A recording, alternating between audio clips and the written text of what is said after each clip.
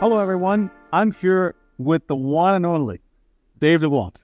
Dave is famous on many fronts. He's a world-class, tech executive, which we're going to talk about all the things he's done, but he knows a ton about security. And I first met him when I was at VMware, and, Joe Tucci couldn't stop talking about you, Dave. He was like, this guy is amazing. He'll make a mountain out of a molehill. You were just so good at sales and marketing. Obviously, he had experience with you from Documentum, I think it was, right? Where you first met inside the EMC sort of mafia, so to speak. Dave was a legend. But then he went on to do, what did you do after EMC? I was CEO of McAfee, which was a lot of fun. They're growing that company and selling it to Intel right around the corner here in Santa Clara. And then I was CEO of FireEye and Mandiant. Yeah. And then we know Kevin Mandiant in common, so that's great. And tell us a little bit about, okay, you're doing document management. How did you get interested in security, or were you always interested in security? Well, first of all, thank you for having me. It's so good to see you. And likewise, I want to give you all the praise back as well. It's such an honor, and we'll have a little fun. Let's have a little chat. So, I got my first kind of taste of security when I was at Oracle Corporation way back when we started to have database security. Okay. And I sort of fell in love with it a bit. And I went to a company called Quest Software that did database security. Yeah. And from there, I went, okay, that's really interesting. What about document and unstructured data security? And Documentum did document management, but also had a lot of document security around it as well. So fell in love with it a little bit more. And then when I was done with the EMC time, they acquired RSA during my time frame. Then I fell in love with security a little more. And then I said, that's it. I'm going security. So became CEO of McAfee and learned all about antivirus and network security, cloud security. And then ultimately, I'm like, I'm going to do this again. So let's find a startup called FireEye. And now 25 years later, I'm still doing security. So great fun, NightDragon. But I want to pick on one part of that, which I thought, many of those moves are brilliant. But the FireEye Mandiant move was incredible because, people have heard about Kevin Mandiant, but marrying technology with services and getting a world-class incident response was a brilliant move. How did that come about? Were clients telling you that? Or how did you make that part of the vision of FireEye? Yeah, it's a really important conversation because not only was FireEye a cutting-edge technology that was discovering threats, very complex threats at the time, what they called multi-vector, multi-stage threats, where particularly the Chinese at the time were implementing attacks in stages. So they'd send some binaries today, some next month, some the next month after that, and they were doing them across vectors like web and email and other places. And FireEye was able to assemble all that. But what was powerful was Mandiant was figuring out what vectors and stages were coming in. So the combination was pretty powerful. And the services and managed services that Mandiant delivered, accompanied with FireEye, really created a powerful combination, not just going to market with services and managed services with the product, but also so close to the edge of the threat and the threat actor. And that's a shout out to Kevin Mandiant and the team, because no one kind of did it like Mandiant did it. So yeah, we grew from about 10 million in revenue to $1 billion in revenue, and it was... I know all those good people announced at Google. Yep. And that has become the tech and the services of Google Threat Intelligence. So absolutely, you guys deserve a lot of credit for that move. And okay, so now let's fast forward to NightDragon. Yep. How did you decide now, okay, you've been a great operator, you want to start both kind of helping companies but investing in companies. How did NightDragon start about? So when I was thinking about what to do next after FireEye, I did 17 years and 68 public company quarters. So you know what this is like, right? It's like dog years, right? And I was like, what am I going to do next? What am I going to do next? And I love this world of security.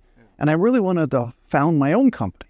And so I was thinking about it like, okay, instead of being a CEO, maybe I'm going to be better at telling CEOs what to do. And it was a lot easier job. So I was like, this is it. We'll take the advice. We'll take the advice. And I built an investment and advisory platform and started to raise capital. A couple $1 billion later, we've been growing and growing. And the funny part is the name NightDragon. There was 3 attacks back when I was CEO of McAfee, and George Kurtz, who was the founder of CrowdStrike, and Dmitry Alperovich named all 3 of them. So the first one was called Operation Aurora, which was a famous Google attack. The second one was called NightDragon, which was on the oil and gas industry. And the third one was Shady Rat, for remote access. So when I was going to name my companies later, Shady Rat didn't sound so good. Aurora, NightDragon sounds cooler. Yeah, that's great. And many of the companies you're involved where we want to work with, so we're talking about even before we began this dialogue with things, so we're great. I'm very happy. The thing that I like about Dave, when I called him, of course, I've had tremendous respect for him to get involved, to chair our security advisory board at Cohesity. We have people like, Kevin and then Ash Stamos and many others who are qualified people. He didn't take very long, like within a day or two, and he's been enormously helpful to us. Whenever I call him, he's like available, which is amazing. And, we've been talking about how things we could do. I mean, we both share a passion to keep the world safe, right? Absolutely. I mean, both the enterprise and government. Talk a little bit about why that's important. We're so honored to be in this country, citizens of the United States, but we want to keep the country and companies safe. Why is that important? Yeah, Sanjay, my motto at NightDragon is called Secure Our World for Tomorrow, and that's what I really believe in, because the threat landscape has been elevating, and we can all watch it, the headlines every day. But it isn't just in the world of cyber, it's everything. I mean, every domain from space to air to maritime to land, physical, cyber, AI, quantum, threats and risks are coming. So it's really important to secure the world. And the reason why I really love working with you is because I think Cohesity is becoming one of the most important companies in the world, because where's the data? What do the bad guys want? The data, right? So building a data security and fabric layer across everything that's happening in AI, everything that's happening with these attacks like ransomware, I think becomes one of the most important companies in the world of security and the world of data and the world of AI. And your great leadership, this is where it's going. So what an honor. We're so honored that you're involved with us. And listen, you're right. AI-powered data security is what we've kind of charted this company to be. Let's talk about those two parts, both through data security and AI, one at a time. So you've been involved, obviously, on the endpoint side with McAfee. You've been on the threat intelligence side and incident response. So you've seen... And the EMC side, okay, data storage. On data storage. So that, and maybe document was starting to do some security, certainly the RSA. So you've seen a lot of, you think of the NIST framework, detection and prevention technologies. We're focused on the right-hand side of this, recovery and remediation. And why is that just as important? Because great companies like Palo Alto, CrowdStrike, Mandiant, FireEye, whatever have you, have done the left side of NIST. Why is the right side, where you kind of almost assume that an event's going to happen and we focus on speed of recovery? That's kind of our state. Yeah, why is that important in the context of data security? Two massive reasons, at least from my perspective. Number one, on one side of this is the speed and velocity of AI usage, right? So we know that this curve is unlike any curve maybe you and I have ever had in our career, right? We can feel the adoptions happening. There's not a company who doesn't want to take advantage of the efficiencies, the revenue opportunities, everything that's happening there, and where's all the data again, right? So AI is driving productivity and usage of this data that we've never seen before. On the other side of it is this threat environment, and ransomware being one of the biggest. And what do we find in every single ransomware case?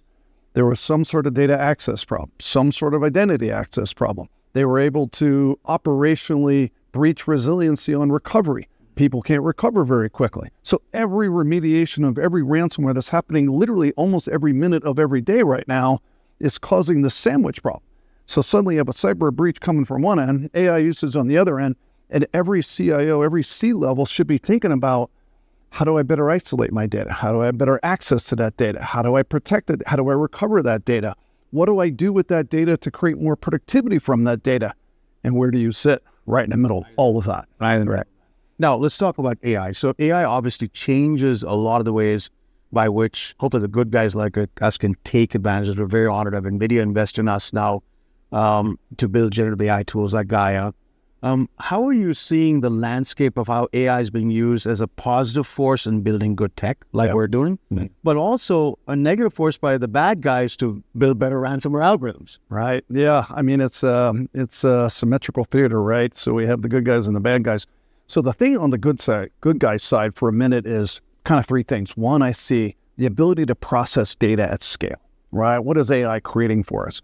What once was a really laborious task of doing remediation and threat hunting and finding every little indicator of compromise somewhere in the organization is now at our fingertips. And we can process data faster with large language models than we ever could do before. And it's just growing and growing and growing. I mean, I see vendors who are processing billions of signals a day, petabytes of data a day, with near perfect efficacy of the data. I mean, think about where we've come from before to now. The second one is Sanjay. So you know this really well. One of the biggest problems is the speed of response when there is a vulnerability, there is an indicator of compromise. You have seconds in some cases to get the bad guys out. So SOAR or on security orchestration and response platforms, the speed of response now made true with agentic gives us the ability to go from event detection by processing data to speed of response. That's very powerful as well. Then now the ability to automate all this with autonomy and then constantly be monitoring attack surfaces. You got the people, you got the process, you got the product, you put that all together. The good guys finally have a way of catching up. But what are the bad guys doing, to your point, is they're doing the same thing. What are they doing? Constantly monitoring the AI coding tools. Exactly. Generate ransomware. Exactly. And so we have to vault this data better. We have to recover that data faster. Yeah. And so, it's like the game keeps leveling up. I mean, we have to be right all the time. They got to be right only once. Yeah. And that's the sad thing. Okay. I'd like to kind of end on, you get to see every hot security company if you want to, right?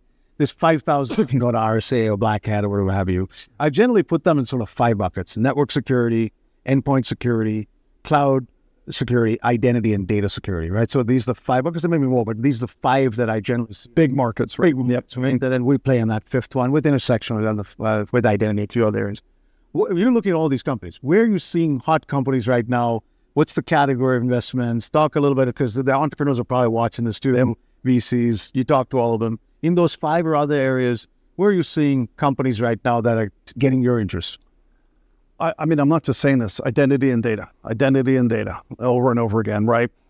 On the identity side, it's because humans met devices and now met agents. So when you start to put agents together with devices, together with humans, you have a 100x identity authorization and access problem.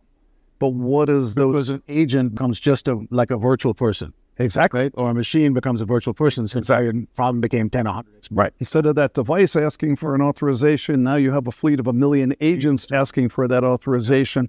But what does every one of those identities have to do? Give access to what? Data. Yes. So suddenly we now have this data fabric opportunity. Someone's going to come along, and I believe that's Cohesity, to be honest, who's going to build a data fabric, everything from posture management to data access and governance, to revisioning that data, to monitoring that data, to recovering that data, to creating insights on that data. That is a big titan coming, and who better to run it than you, honestly. Yeah, listen, I'm so honored that we have, listen to them. Like this is how we roll at Cohesity. We have smart people like Dave who are involved in our business, who give us advice. And, he's not just a incredible technologist. What I like about Dave is he can take very complex matters and make them simple and easy from a sales and marketing perspective. And I think he's very, very fortunate to have him also advise our marketing team on what to do. So Dave, we're indebted to you.